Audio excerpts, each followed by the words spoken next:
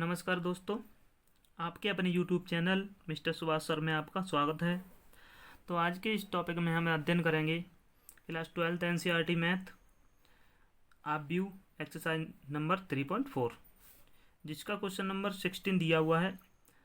ए बराबर ये आप व्यू 1 3 -2 -3 0 -5 2 5 0, इसका हमें निकालना ए इनवर्स यानी व्युत्क्रम।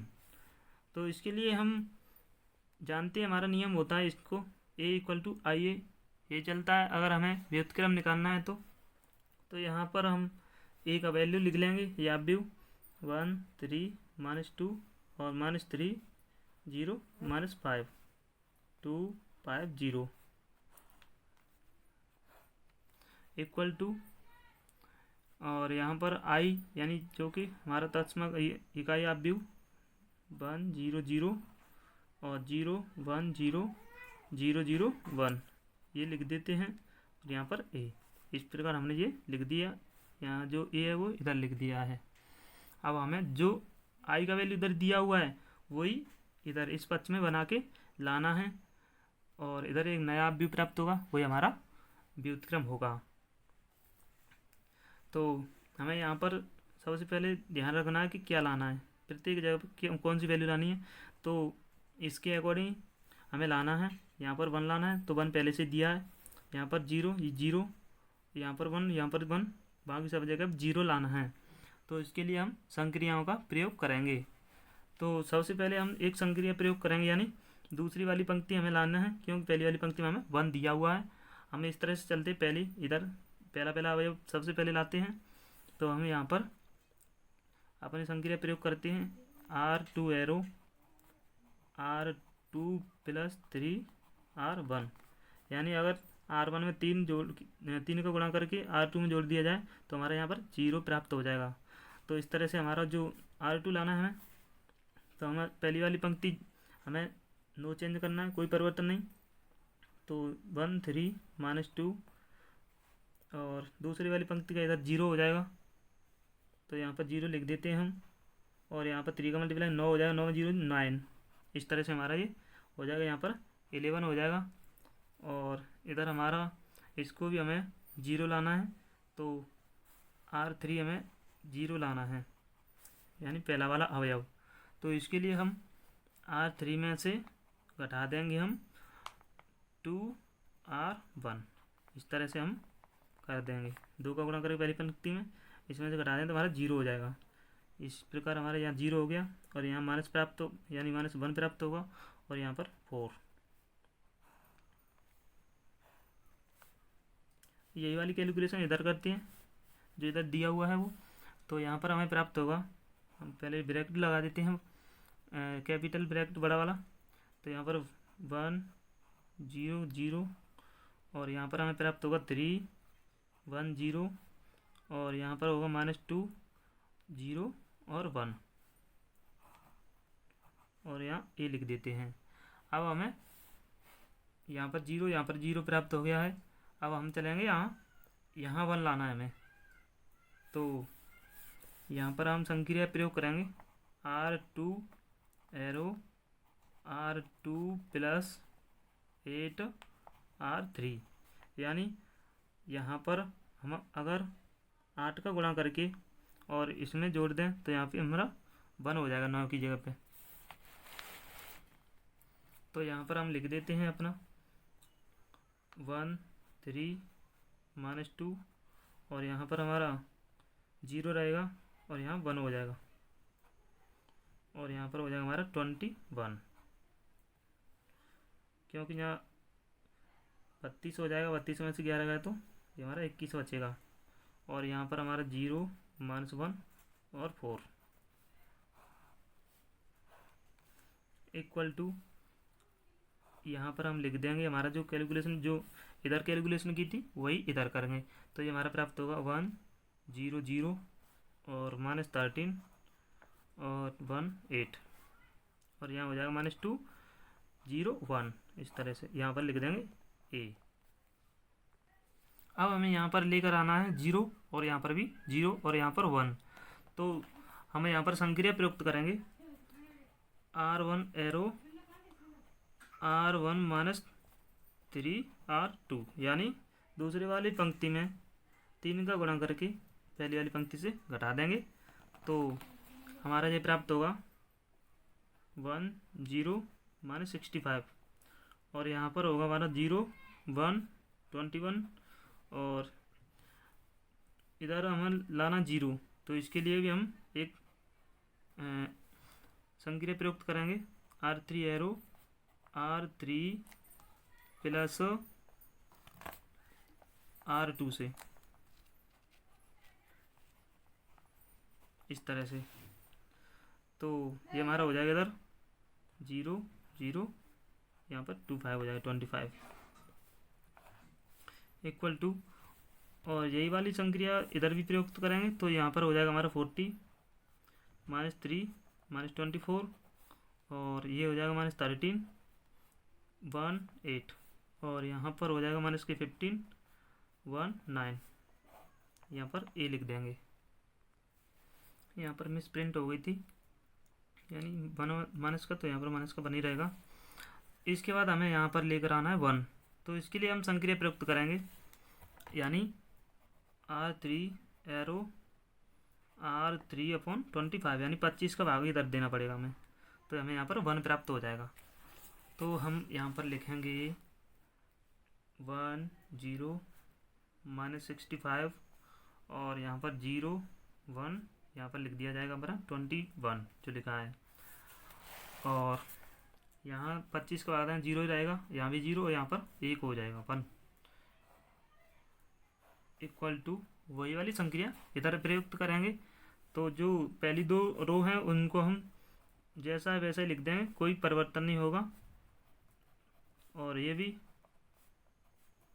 अब इसमें हम भाग देंगे, तो इसका जो भाग देने पर हमारा प्राप्त होगा 3/5, यहाँ पर होगा 1/25, और यहाँ पर होगा हमारा 9/25, इस तरह से हमारा ये आएगा, और यहाँ पर ए लिख देंगे।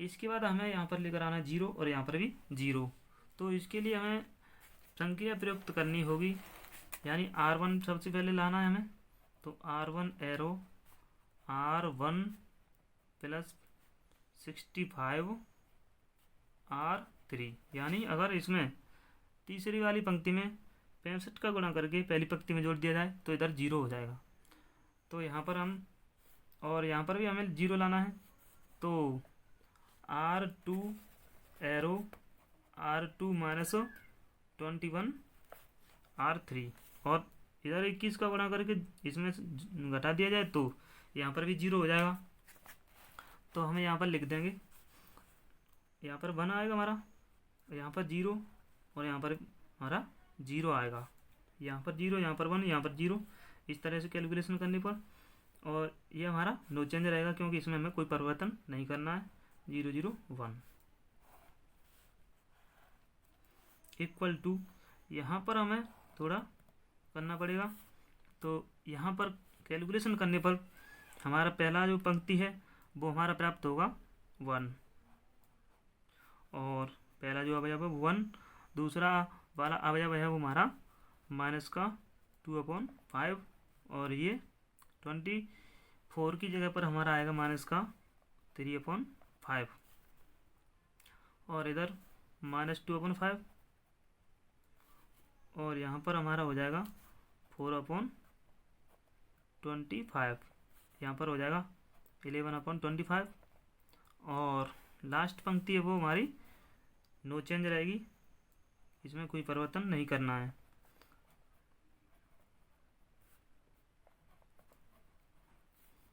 इस तरह से यहाँ पर ए लिख देंगे।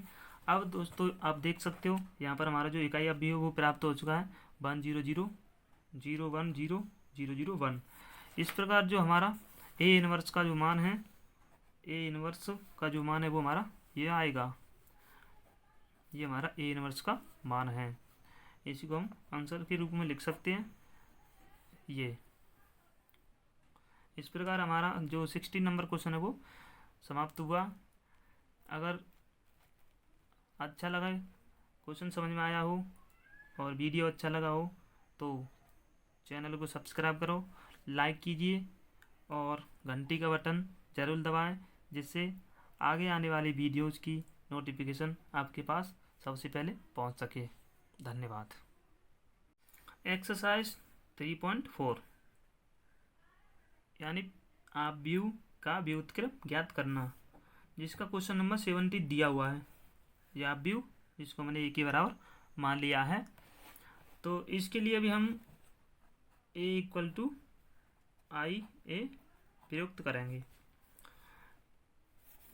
तो यहाँ पर हम लिख देंगे ए का जो वैल्यू है वो 2 0 -1 5 1 0 0 1 3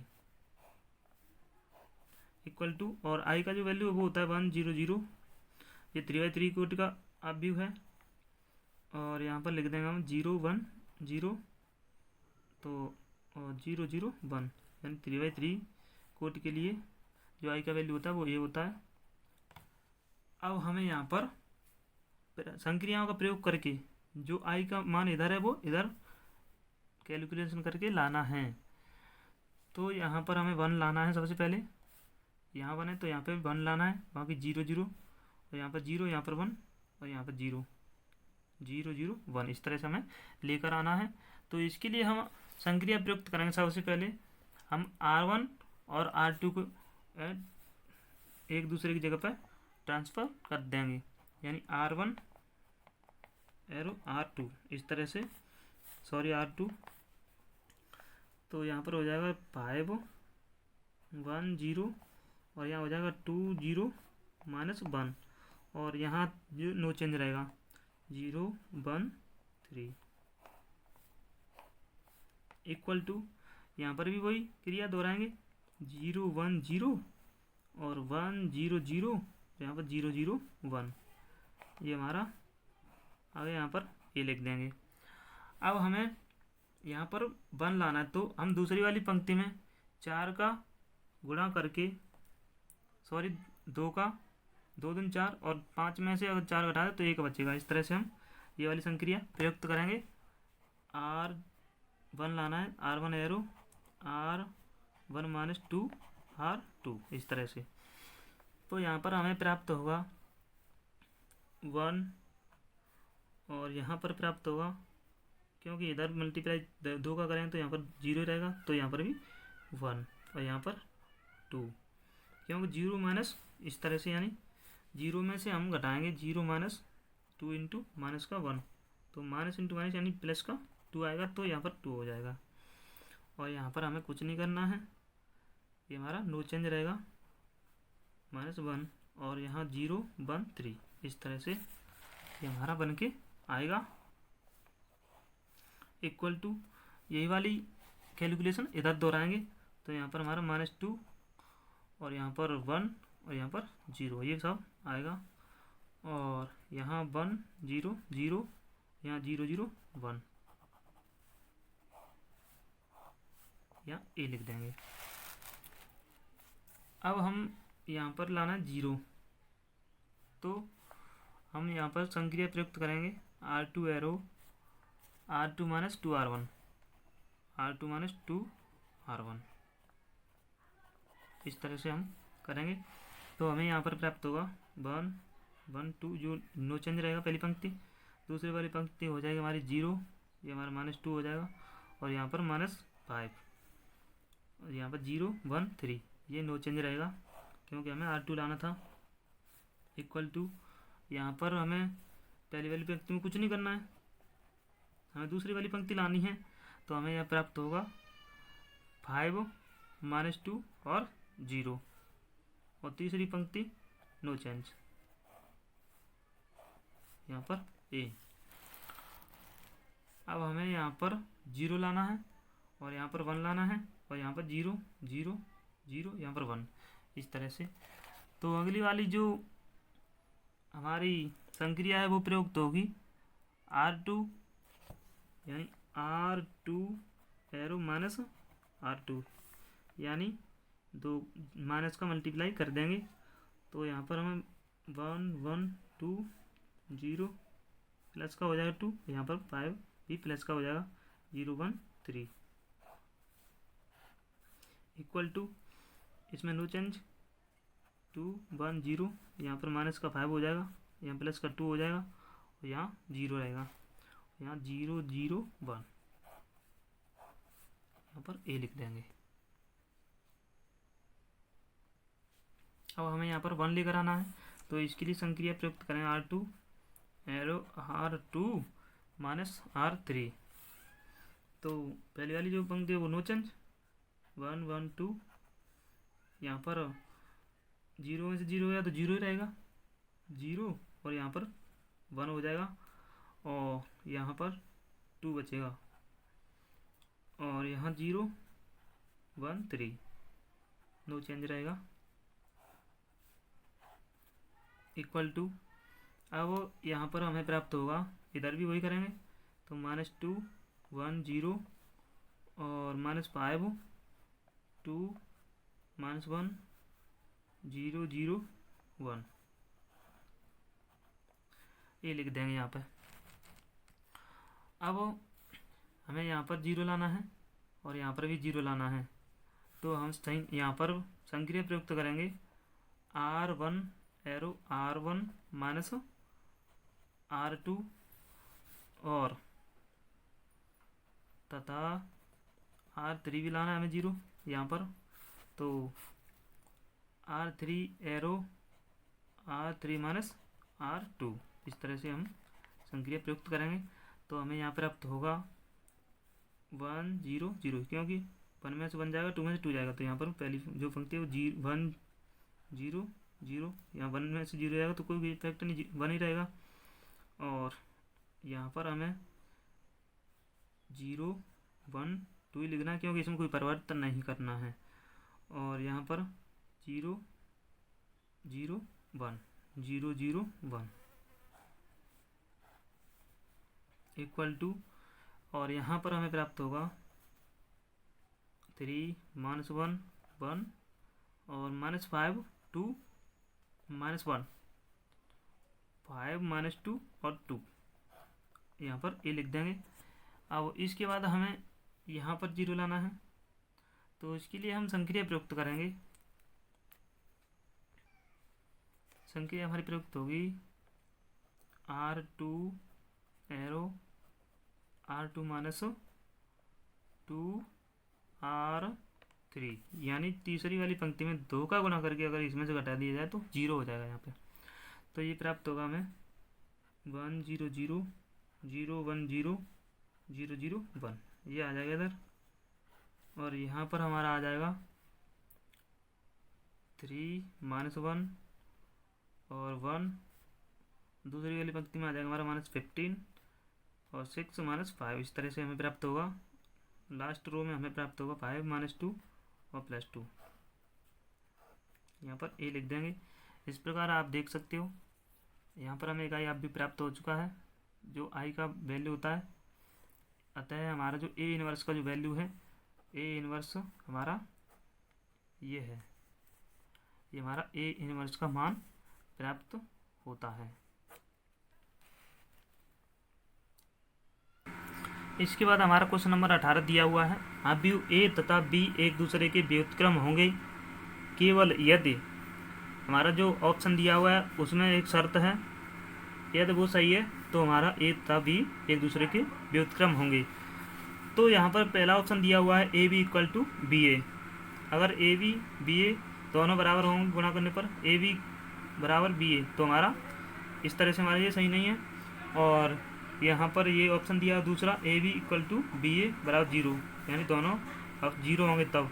सी नंबर दिया हुआ है, ये भी सही नहीं है। इस प्रकार हमारा जो ऑप्शन डी नंबर है वो हमारा सही है, answer D, A B equal to B A हमारा आई के बराबर हो जाए तो हमारा ए तथा बी एक दूसरे के व्युत्क्रम होंगे। इस प्रकार हमारी एक्सरसाइज 3.4 समाप्त होती है। अगली एक्सरसाइज दोस्तों अगले वीडियो में, तब तक के लिए देखते रहिए मिस्टर सुभाष सर, और चैनल को सब्सक्राइब और बेल आइकन को दबाना न भूलें।